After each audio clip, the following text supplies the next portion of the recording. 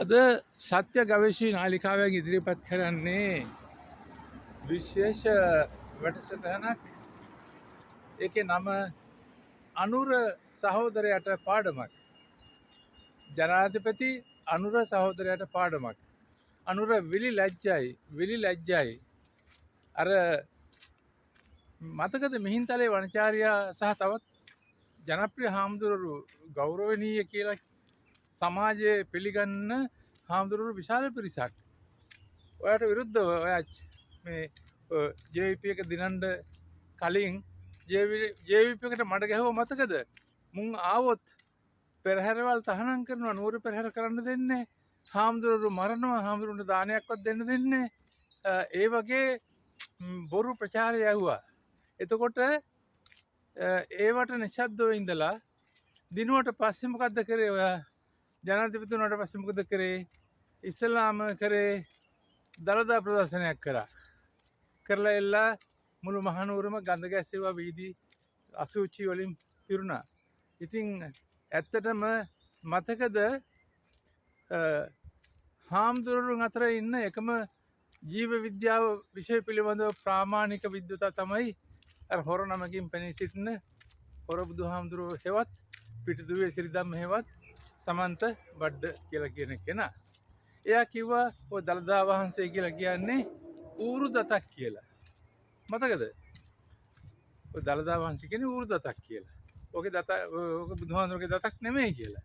ඒතර එතකොට ඒ වගේ කිව්වා. ඒ වගේම තව ගොඩක් හාමුදුරුවරු ඔය බුද්ධාගම විවේචනය කරා. බුදු දහම නෙමෙයි. බුද්ධාගම තමයි හැම වෙලාවෙම විවේචනය වෙන්නේ. එතකොට ඒ විදිහට කරද්දී ඔය මොකද කරේ? බුද්ධාගම බයියෙක් වුණා. බුද්ධාගම බයියෙක්, අමු බයියෙක්. හැම වෙලාවෙම අර ධර්මාබෝධය නැති මහා නායක හාමුදුරන්ගේ දෙපා ළඟ වැටිලා ඒගොල්ලන්ගේ උපදෙස් ගන්නවා. එතකොට මිත්‍යා දෘෂ්ටිකයෝනේ ධර්මාබෝධය නැහැ කියන්නේ, සැබෑ දැක්ම නැහැ කියන්නේ උන් මිත්‍යා දෘෂ්ටිකයි. සම්මා දිට්ඨිය නැත්තම් තියෙන හිස් කඩදාසියක් වෙන්න බෑ ඔළුව. සම්මා දිට්ඨිය නැති තැන තියෙන්නේ මිත්‍යා දෘෂ්ටිය.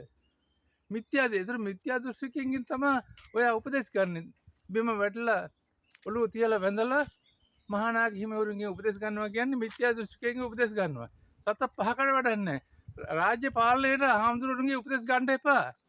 ආගමික නායකයින්ගේ උපදෙස් අනුව රාජ්‍ය පාලනය කරන්න බෑ. ආගම වෙනයි, රාජ්‍ය පාලනය වෙනයි. ඒක හාත්පසින්ම දෙකක්. ආගමික නායකයෝ කියන විදිහට යුද්ධ කරන්න පුළුවන්ද? නෑ, යුද්ධ කරන්න ගියොත් එහෙම මිනිස්සු මරන්න ඕනනේ. ආගමේ කියන මිනිස්සු මරන්න හරි කියලා. ඒක කරන්න බෑ. ඒ හින්දා ඒක උදාහරණයක් පමණයි. කවදාකවත් රාජ්‍ය පාලනයයි ආගමයි පටලවා ගන්න එපා. ආගම් කියන්නේ මිත්‍යාව. මොන ආගම වුණත් මිත්‍යාව. ධර්මය තමයි සත්‍ය තියෙන්නේ, සත්‍ය කරුණු. ඒ හින්දා ආගමට තැන දෙන්න එපා. කරුණා කරලා